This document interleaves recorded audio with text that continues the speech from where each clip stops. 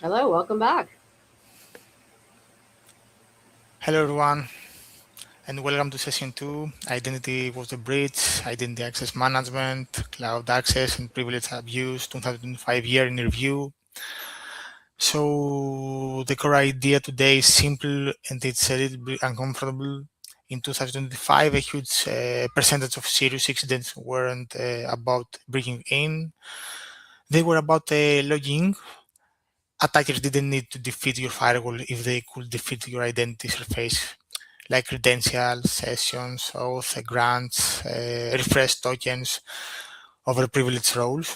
And that shift matters because when identity is compromised, your controls often step aside politely.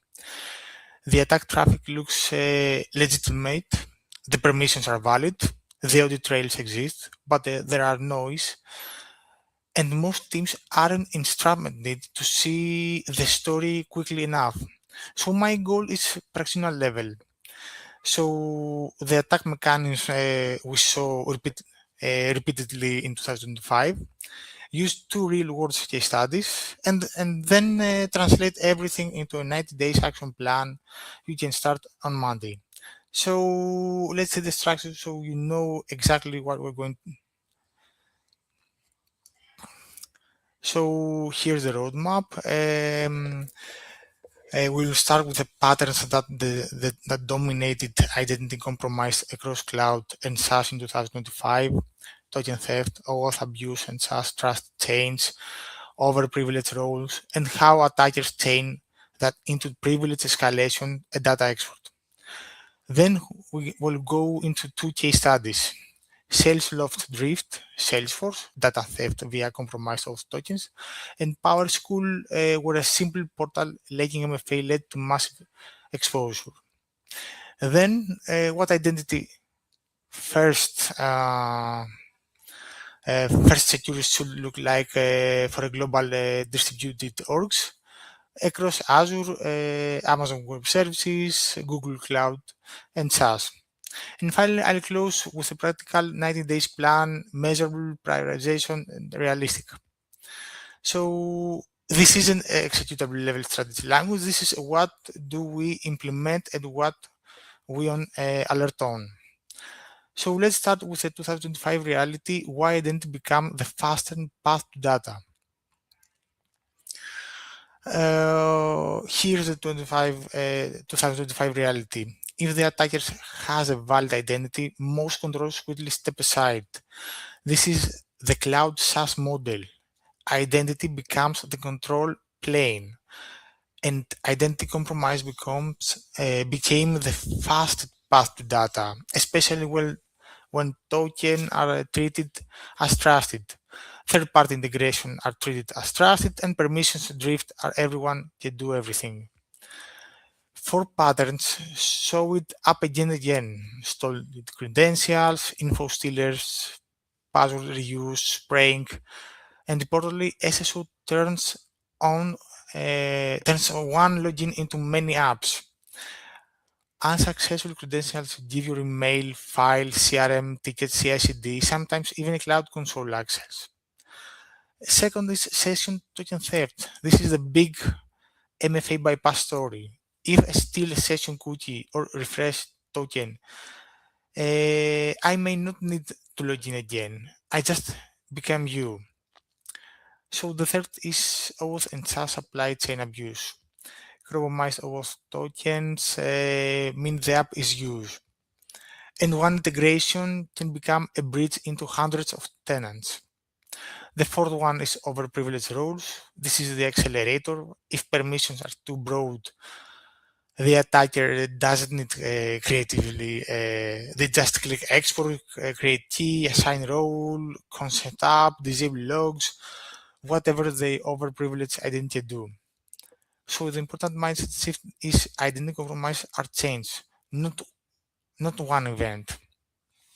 Let's make the change explicit because breaking and link cuts the blast radius. So let's continue with the most identity breach aren't one event, they are the chains. So step one, initial access. fish, info stealer, password reuse, credential, or a foothold. Step 2, establish session, still cookie, still refresh token, still a token issued by IDP. Step 3, escalate privilege. This is where overprivileged roles and OAuth scopes matter. If the identity can grant itself more access, you are in trouble. And step 4, exfiltrate data, export APIs, bulk downloads, SaaS object exports. This is often the loud state, but it's late. And step 5, the last one, app tokens, app keys, secrets pulled from data. This is how one breach become another breach. Where defenders win, the 2025 lessons. Make phishing harder. FIDO2, WebAuthn, conditional access, device posture, make token replay noise and short-lived, till studying admin, sharing OAuth scopes and govern apps. If you remember one thing, identity defense is one control. It's breaking the chain. So now let's zoom into the first major pattern, token theft, the MFA bypass story of 2025. Token theft is why we have two MFA. Stop it being the end of the conversation.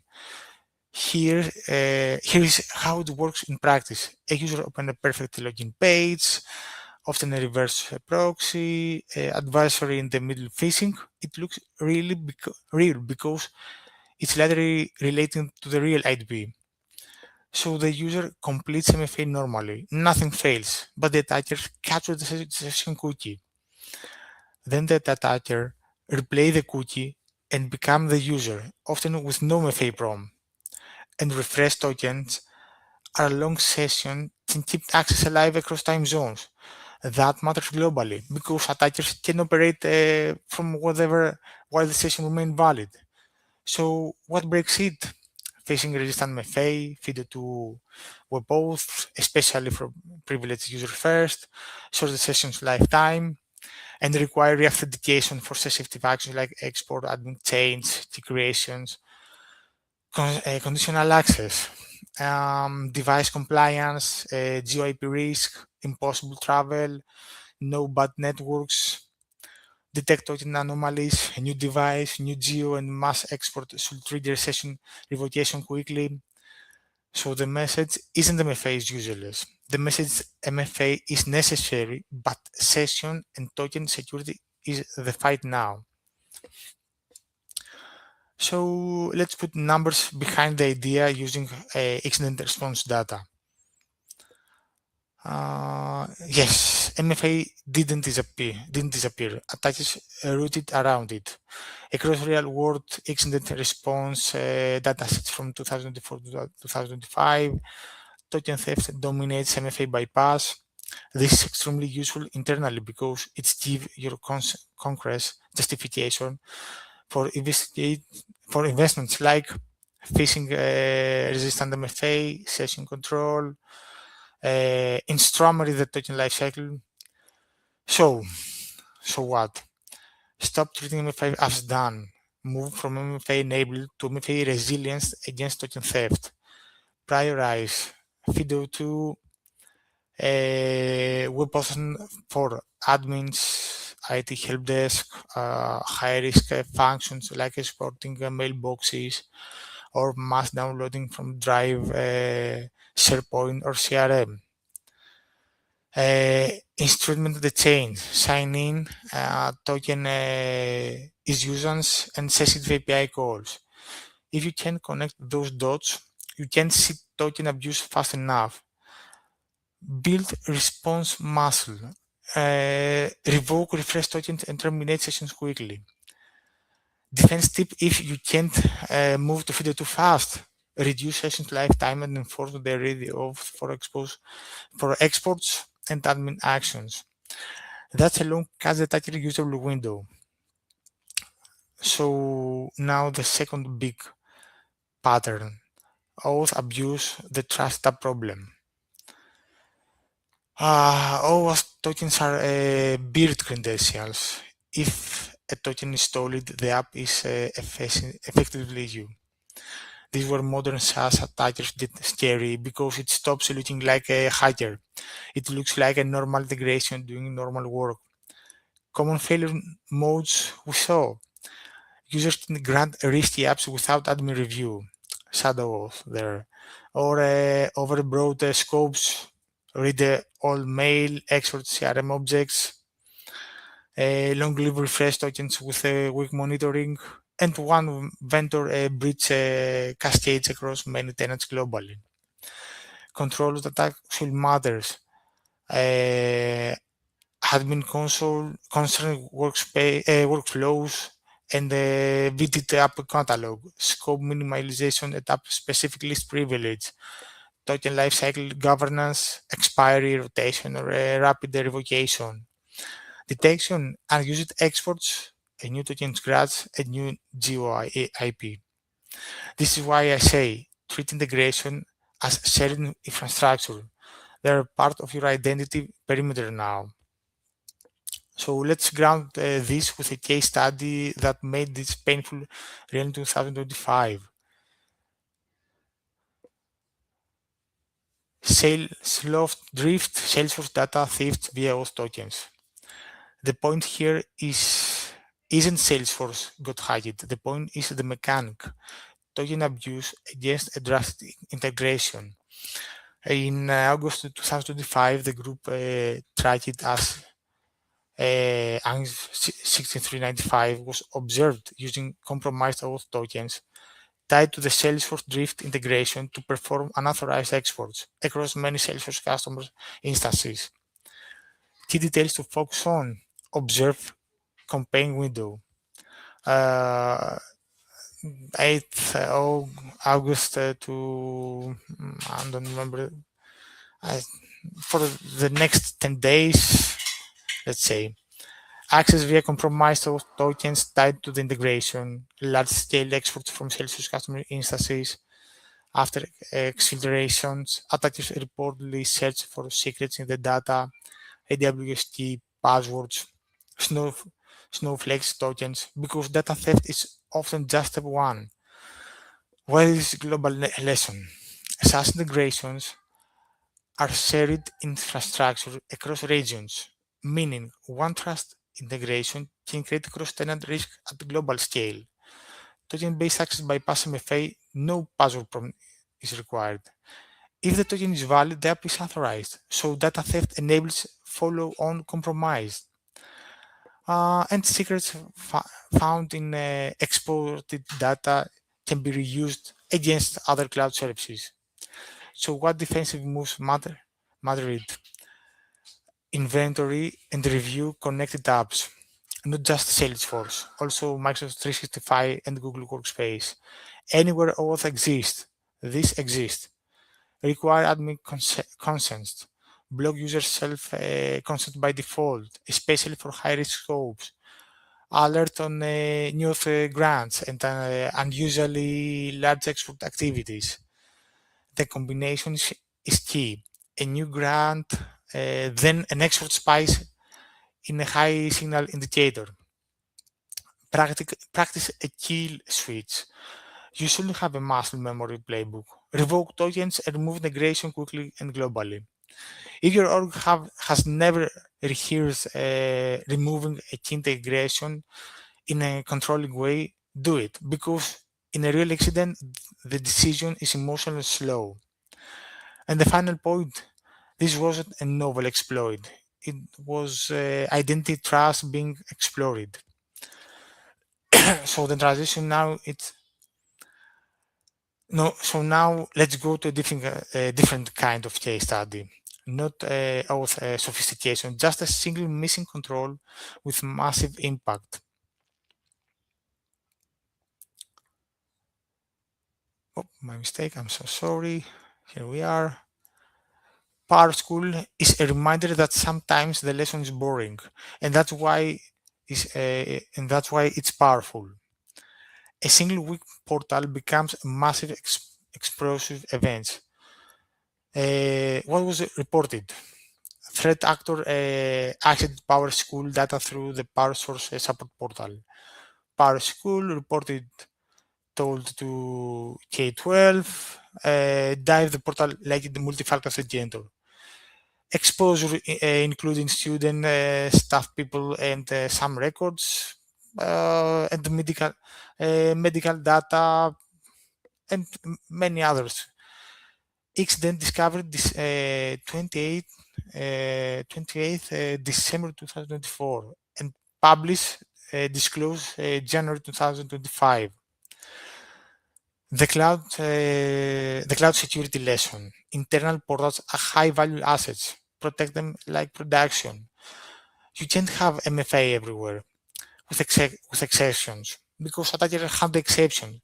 So here the practical audit checklist you can take home. This week checks support portals, admin consoles, MFA enforced, conditional access, contractor and vendor accounts, less privileged expire dates, break last account, monitoring and protected with a strongest MFA, ideal phishing resistance, and data export endpoints, rate limits, alerts, approval workflow. If you want identity first win, that doesn't require a new tool. Eliminate MFA gaps and standardize access policies across every admin surface. Now we connect this to the accelerator privilege because as an attacker is seen, overprivilege makes it fast and cheap. So overprivilege is what turns identity compromise into enterprise compromise. In Q3 2025, Relia Quest report a big chunk of true positive cloud alerts traced back to identity issues. And they also highlight the reality that most cloud identities are overprivileged. When you combine those facts, you get the 2025 pattern. After one credential or token compromised, privilege escalation is cheap and fast. So how do we shrink escalation's path?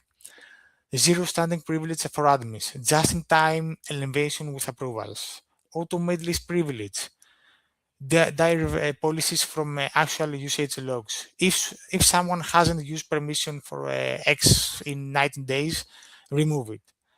Separate duties by region or project. Avoid global admins by default. Global logs need global guardrails, but not global privilege. Kill dormant identities and log live access keys. Rotate, move to short-lived tokens where is possible. Monitor privilege grants, role change, policy edits, consent events. This should be high signal detections. So what does identity first security actually look like in 2026 if we are being honest and practical? Identity first security means treating identity as a control plane for humans and not humans' identity. I like to frame it as a build, measure, operate. For build, phishing resistant MFA for admins and high risk hubs, conditional access, device posture, risk scoring, GIP rules, app governance, admin concerts, approved catalog, scope review, PAM just in time, short-lived elevation with a strong audit trails, and secret hiding. Short-lived tokens rotation for secrets in place in the place data lives. Measure pick metrics you can actually track for percentage of privileged user on a phishing resistant MFA. Mean time to revoke sessions. Of active OAuth apps with high risk scopes, of standing admins and the long live access key. Operate centralized identity telemetry like identity like a SaaS and a cloud control plane. Detect export spikes and unusual of activity. Standardized help desk identity recovery across regions, redundant and social research. Run token theft, tabletop exercise, and practice session eviction. Have a vendor kill switch playbook. And I'll say it bluntly, if I can't authenticate, it can be abused. So now let's make the operational. What exactly should your SOC log alert on and automate? If identity is the breach, your SOC need identity first telemetry. Minimum logs, IDP sign-ins, geo device error score, token events, auth grants, refreshing usage, privilege change like role assignments, policy edits, SACS exports, bulk download, API exports. Alerts that matter patterns, not single alerts. New auth app grant and unusual API call within 1 hour. New device, a new geo, and a new admin action. Impossible travel like concurrent session. Mass export from CRM drive mailbox. And response playbook steps should be reheated. Revoke refresh tokens and terminate sessions. Disable account, reset credentials, require MFA re-enrollment, remove suspicious OAuth app and revoke concerns or wide, rotate keys, secrets, found if exfil data, and a key mindset. The breach isn't they login. The breach is they stayed in and exposed. So optimize the eviction speed and export detection. Now I'll give you the promised piece. A 90 days plan you can start immediately. So here's the practical 90 days plan. Don't try everything. Pick the 5 or 7 actions with the highest blast radius reduction for your organization. To the first 30 days, visibility at quick wins, inventory of apps and scopes in key tenants, Microsoft 365, Workspace, Salesforce. Block user self-concern or require admin approval for high-risk scopes. Identify standing admins and break glass accounts. Protect with the strongest MFA. Turn on export audit login in critical SaaS ships to CM. As a second step, hardening. Roll out phishing resistant MFA and to privileged users and IT helpdesk first. Reduce sessions lifetime. Enforce reauth.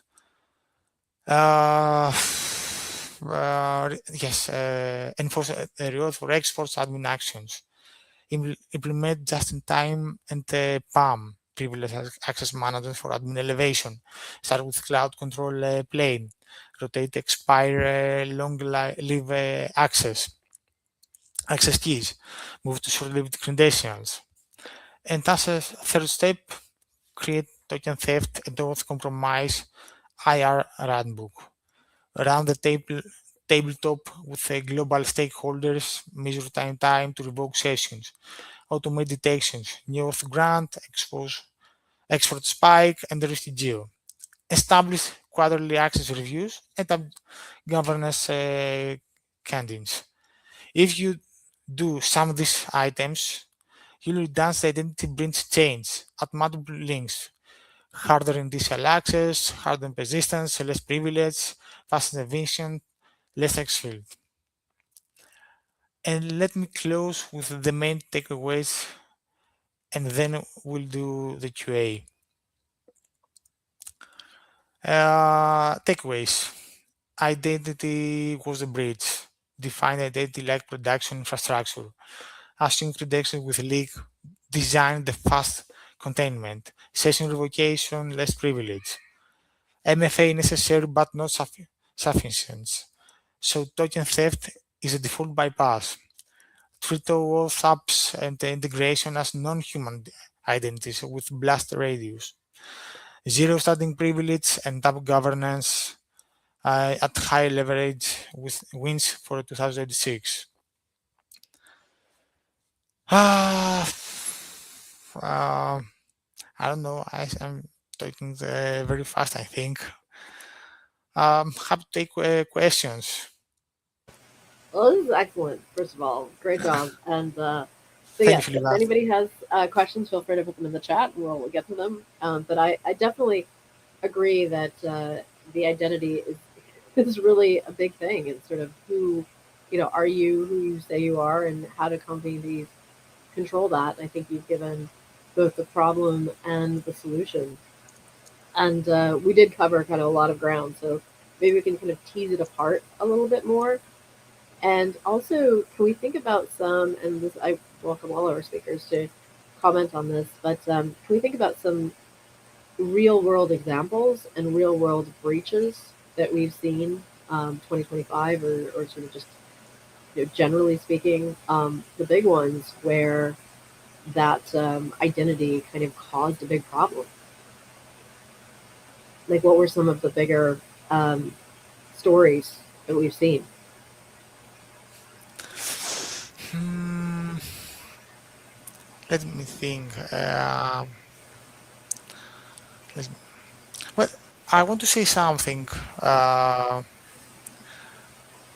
Hmm, Let me include something more like a reality check and audience calibration. So let me include this one. So before we go deeper and quick calibration, when I say identity branch, I'm not just talking about the passwords. I'm talking about anything that can authenticate credential sessions, refresh token, auth brands, service principals, API keys. And in 2025, the attacker didn't need to win against your endpoint protection or your firewall. They need to win against your identity life cycle. So if you remember one model um, from this session, identity compromise and excessive privilege and weak visibility is equal with fast quit breach. If any one of these is missing, the blast reducer drops hard. And also, I want to mention from the token theft explained, let me say, to teaching to our SOC. So a lot of teams still think MFA bypass means the attacker guessed the code. Most of the time, it's not that. The flow is user logs into a perfect phishing page, usually an adversary in the middle reverse proxy. The user completes MFA normally, nothing still looks broke. The attacker steals the session cookie, the access token, the refresh token. So the attacker replace it, and now they are the user, often without MFA prompt. So the question becomes, what are we really defending? Not login. We're defending the session legitimacy, let's say. So that changes your control. Move admins to we can protect ourselves from move admins to phishing resistant MFA, reduce the session lifetime, like we said before, and alert on token replace signals. That's something I would don't say. Often to new device, new geo or weird ASN, unusual client tab or unusual token use pattern. So if your software say can see session creation or token use and sensitive action, you're blind to the real tag. Um, and that that other I want to mention, it's regarding the 90 seconds from the case study for Salesforce OAuth. Uh, it's the scenario is you get an alert, new auth app grants access. In with 10 minutes, there is a spike in Salesforce data exports. Microsoft extended the mails, reads, Google Drive downloads. So the question one is, what's your first action? Containment, containment, not investigation. Here's, so the correct muscle memory is to revoke token sessions immediately for the affected users or app, disable of app, revoke consent tenant wide, freeze high risk accounts until an identity is proven. What's the question? As a second question, what do you check next for a blast radius? which user granted this app, which scopes were granted, what was accessed, exports, mailbox rigs, driver downloads. Any secret is access data, keys in a CRM nodes, uh, password in docs. What do you prevent recurrency? Lockdown, user consent, redundant scope, require admin approval, add detection and OAuth granted exposed data. And I don't know. Uh, Can I jump in with a couple? yes. Okay, so and this is just me, just kind of reviewing some of our initial research material. So just I'm just thinking of some of the big breaches in 2025 that we have seen related to this, so you can kind of expand on it. But Change Healthcare, which is part of United Health, had stolen credentials and lack of MFA on a customer support portal system gave initial access, leading to disruption of claims processing um, for a rail handling roughly 15 billion annual transaction, exposure of data of about 190 million individuals. PowerSchool style K 12 platform breach. A young attacker used stolen support portal credentials with no FFA to access decades of sensitive student and staff records, including Social Security, medical, special education data, then attempted to repeat extortion. SK Telecom multi-year compromise of core systems involved plain text admin credentials and weak protections. Use of USIM IMSI authentication data for 23 to 27 million subscribers, turning national scale identity infrastructure into an access point for surveillance and fraud. We talked about in the first session the Salesloft RIP, Sales Author O campaign, the UNC 6395, where attackers abused a compromised Auth integration to steal refresh tokens and log into hundreds of Salesforce customer tenants, exfiltrating CRM data, and then hunting for cloud keys, AWS, Snowflake, Azure, OpenAI inside those records. Another Gainsight Salesforce OAuth incident, similar OAuth token compromise for Salesforce to revoke token access across 200 instances, illustrating how one overprivileged app grant became a RBAC blast radius problem. Red Hat Consulting GitLab breach, compromised self-hosted GitLab instances, exposed customer engineering records containing VPN configs, credentials, and network diagrams, effectively handling over customer access blueprints and machine identities. And Coinbase support sourcing incident, insider contract abuse at an overseas support provider, exposed tens of thousands of Coinbase customer records, highlighting privileged support roles and weak controls of BPO process. So again, I just wanted to sort of tie it back to sort of some real world, actually, of these breaches, and that all, to your point, came from identity being the breach. And also, Filipa, here's the big shift I want to leave you with. If 2025 was the year attackers mastered authentication bypass, sessions hijacking, reverse taking abuse, adversary in the middle phishing, then the 2026 is when they'll optimize authorization abuse, because as they're valid, the question becomes, can they assign roles, consent apps, create keys, export data, or pivot through integrations? That's why we suggest the 90 days should be prioritize authentication controls, reduce standing privilege, implement just-in-time and privilege access management, and to lock down admin consents and auth scopes, inventory non-human identities, and alert on role change, consent events, and abnormal blank access. So, for my opinion, yes, the 2026, it's not the authentication, but the authorization. Next question, and tie to that, can we sort of expand on social engineering and how social engineering kind of ties into this?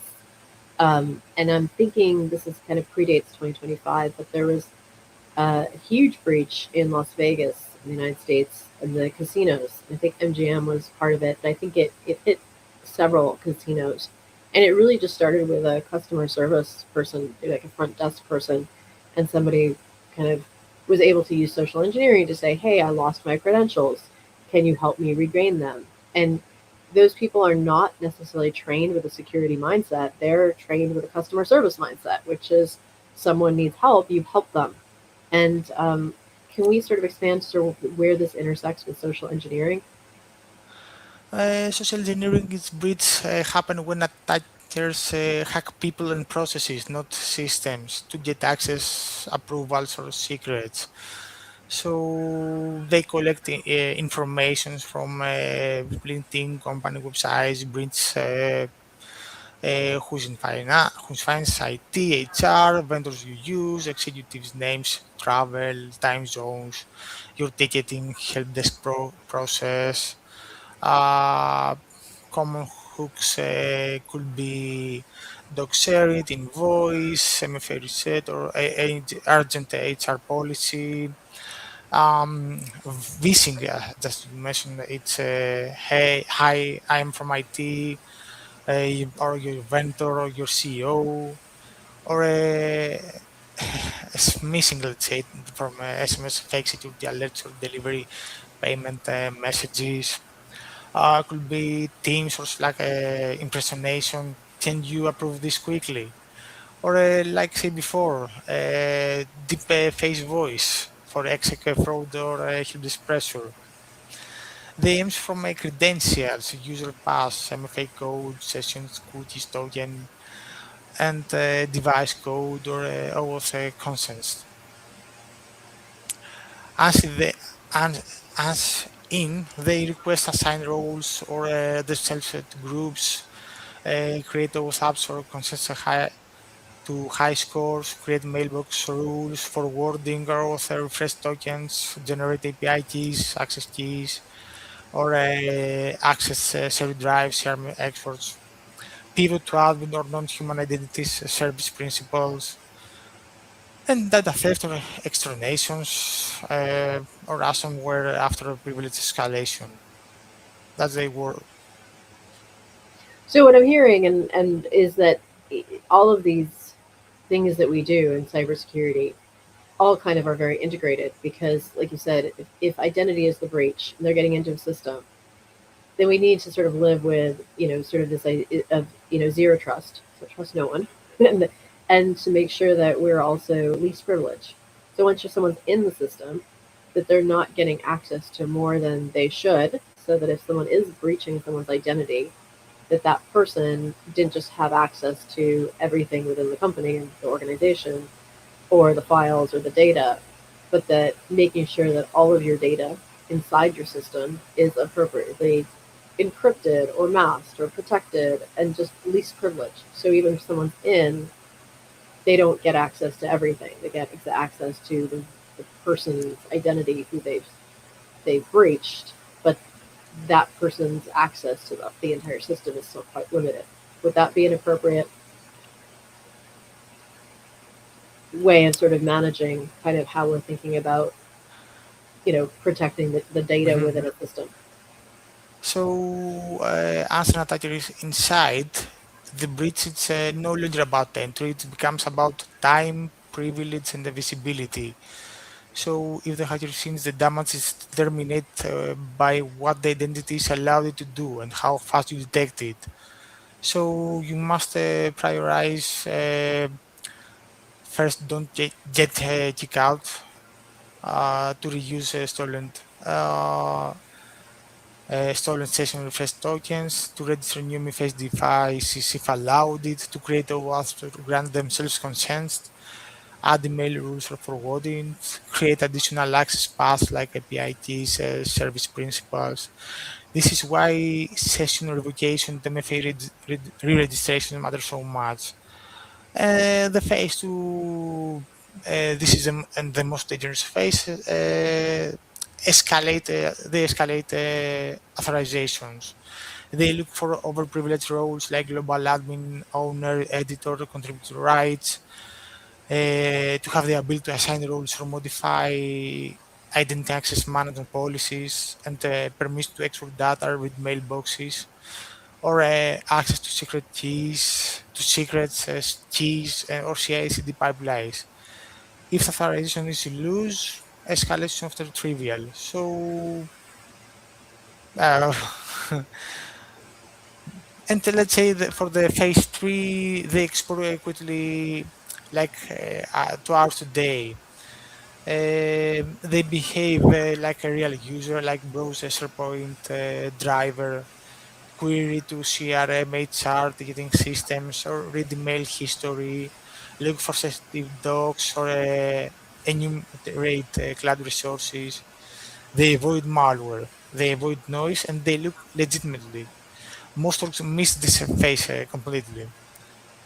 Um, they exfiltrate data like when ready. They bulk export data, download mailboxes, sync drives, use APIs fast and hard to notice, states data extremely. And the final phase is before leaving. They try to leave backdoors, pivot to other users or tenants, reuse secrets found in data, and extrapolate or return quickly. This is why some breaches return months later. Hmm. Well, that goes back to the living off the land concept, right? Where people just are, they're doing their thing and they're just completely, the breach is completely undetected. Is that what you're saying? Um, We're talking about where they're just sort of, so detection is key. yes, the detection is the key. Correct, correct, And correct. this is also, we can say, where, we'll talk about as we go into for our additional sessions about there's AI is increasing the ability of the attackers, but it's also increasing the defense. One talk that I'd gone to, I really liked what they said, where they just kind of, just it's that pattern recognition of one of these things is not like the other.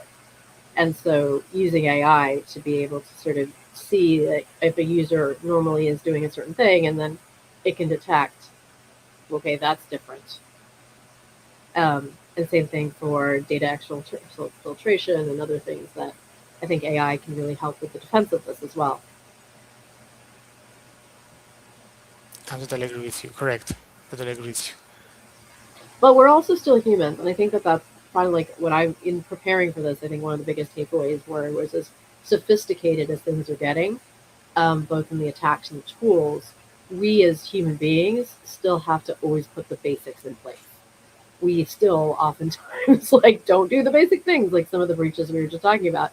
They just didn't have MFA in place. They just didn't limit those tokens. They didn't do some very, very basic foundational things. So I think it's like it's kind of a bifurcated thing. There's a big, there's some very sophisticated stuff happening, but there's also some very basic stuff that needs to continue to happen.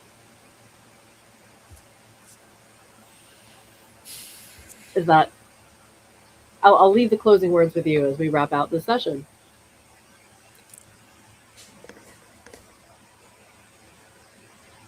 Konstantinos, I was saying I'll leave the closing words I'm for your sorry. I'm session. sorry. So sorry. I have some issues with my connection. I'm so sorry. So Oh, thank you everyone for joining us, and let's meet us in the next session regarding the defense that worked, the detection, containment, and the recovery wins. fantastic. All right, I've popped that link in the chat and also shared on Luma, and look forward to seeing everybody in the next session. Thank you all. Thank you all. Thank you everyone for joining us. Great session. Thank you.